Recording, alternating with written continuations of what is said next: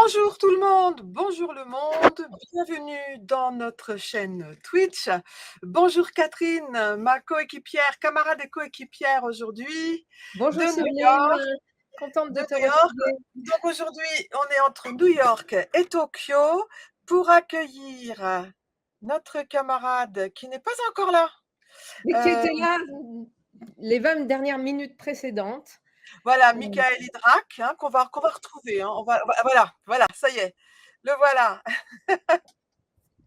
Bonjour Michael. Bonjour. Bonjour Michael.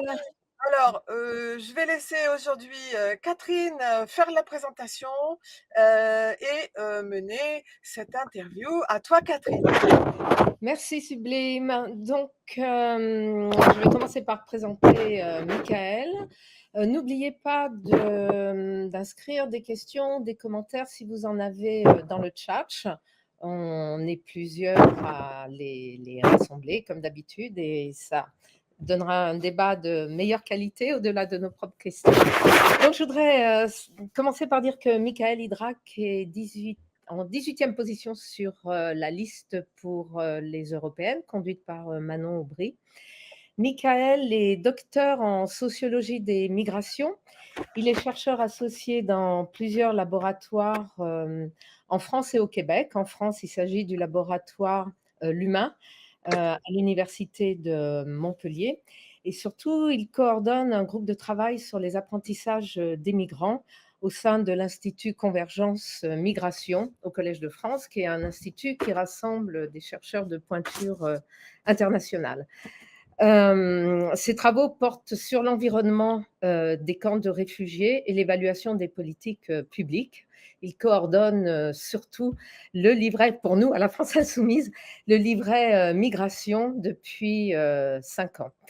Donc, on voudrait commencer, Michael, par te demander de nous parler de ton parcours de chercheur, ton parcours politique, militant, et comment ce parcours t'a amené à être candidat sur la liste de l'Union populaire pour ces élections européennes. D'accord. Merci et bonjour tout le monde et ravi d'être parmi vous. Mon parcours militant et mon parcours de chercheur, c'est des choses qui se sont construites un petit peu en même temps, puisque dès mes premiers stages, quand j'étais étudiant, je me suis retrouvé dans des camps de réfugiés. La première fois que je suis rentré dans un camp de réfugiés, j'avais 20 ans, c'était en Thaïlande. C'est le camp de Mela, il fait 55 000 personnes. Et quand on a 20 ans, rentrer dans un camp de réfugiés qui fait 55 000 personnes, ça fait un peu bizarre. Et moi, ça m'a surtout donné envie de comprendre, en fait. Et donc, l'environnement des camps de réfugiés, ça a été un peu le fil rouge de ma carrière. J'ai travaillé en Thaïlande, j'ai travaillé au Liban, j'ai travaillé à l'UNRWA d'ailleurs, qui s'occupe des réfugiés palestiniens, dont on entend pas mal parler en ce moment. Et j'ai commencé par militer dans des petites associations sur des thématiques comme les réfugiés birmans. J'ai été membre d'Info Birmanie. J'ai travaillé avec différentes associations qui s'intéressaient à la Palestine.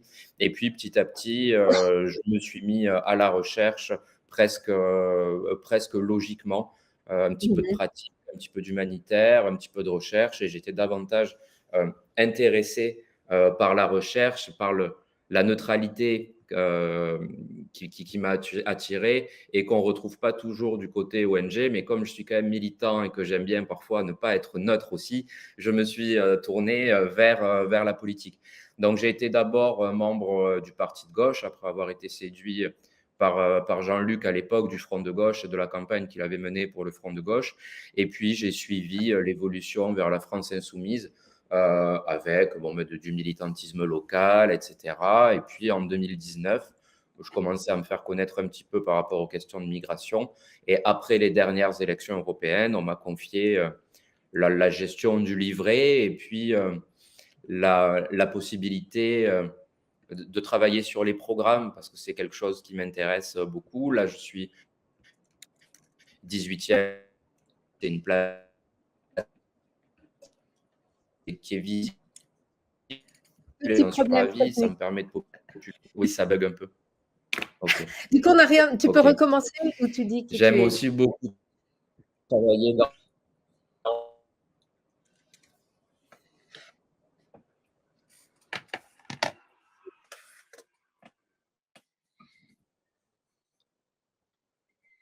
Alors, on a perdu Michael, mais il va revenir, hein, c'est une question de connexion. En tout cas, Heu, ton parcours est un parcours, à l'inverse de ce qu'on voit en général dans le milieu de la recherche, hein. Ah, Vous je m'entendez? commentais sur ce ouais, que tu disais, Michael. Ben, je Ah, vais continuer en disant que tu avais vraiment, un parcours à l'inverse, du parcours, des chercheurs qui, depuis une position surplombante, deviennent, militants ou pratiquent une sociologie, engagée. Toi, tu as d'abord rencontré, le terrain, travaillé pour des ONG et au contraire, ce qui semblait, t'intéresser, tu le dis très bien, c'est de prendre cette distance et neutralité pour mmh. faire quoi justement?